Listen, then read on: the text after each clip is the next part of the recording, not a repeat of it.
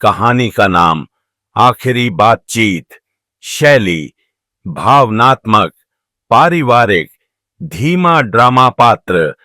देव प्रकाश शर्मा 70 वर्ष के सेवानिवृत्त प्रोफेसर अकेले रहते हैं।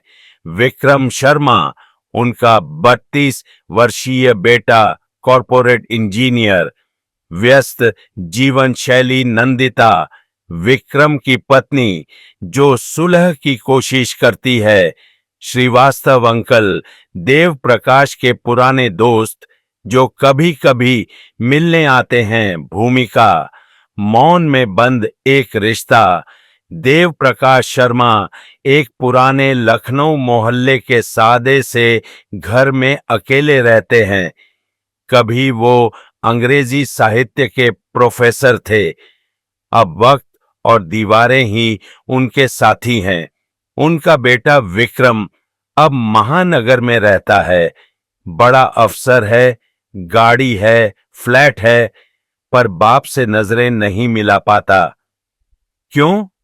क्योंकि आखिरी बार जब दोनों ने बात की थी, वो एक बहस थी और फिर वर्षों तक खामोशी। पहला भाग। लौटता हुआ बेटा। एक दिन विक्रम की पत्नी नंदिता फोन करती है, पापा अब बीमार हैं, आईसीयू में हैं, आखिरी समय है शायद। विक्रम लौटता है। वर्षों बाद वो उसी घर में कदम रखता है जहां उसकी बचपन की आवाज अब भी गूंजती है, पर इस बार घर चुप है। दूसरा भाग। पिता की डायरी। बेडरूम में विक्रम को अपने पिता की डायरी मिलती है। उसमें रोज की तारीखें हैं और हर तारीख के नीचे लिखा है, आज भी विक्रम ने फोन नहीं किया।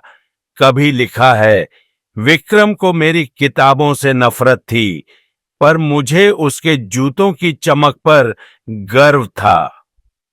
और एक दिन मैं उसे कभी कह नहीं पाया कि मैं उस पर कितना गर्व करता हूं। शायद मैं उससे ज्यादा सख्त था। तीसरा भाग।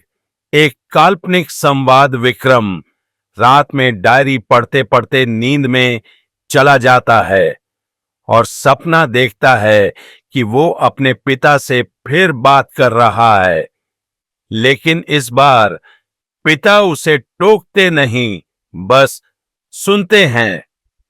विक्रम, आपने कभी कुछ कहा नहीं। पिता मुस्कुराते हुए, और तुमने कभी रुका नहीं। चौथा भाग।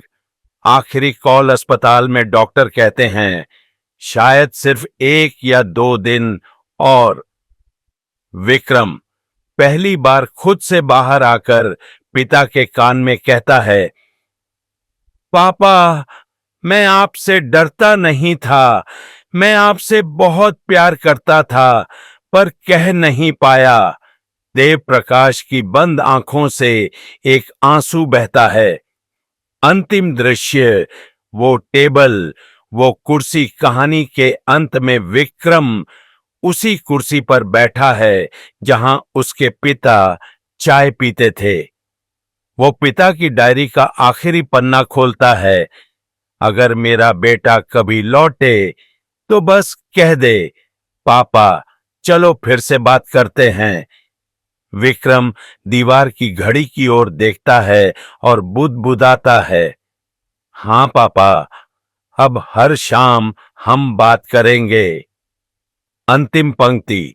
कभी कभी सबसे जरूरी बातचीत तब होती है जब शब्द नहीं, सिर्फ मौन बोलता है।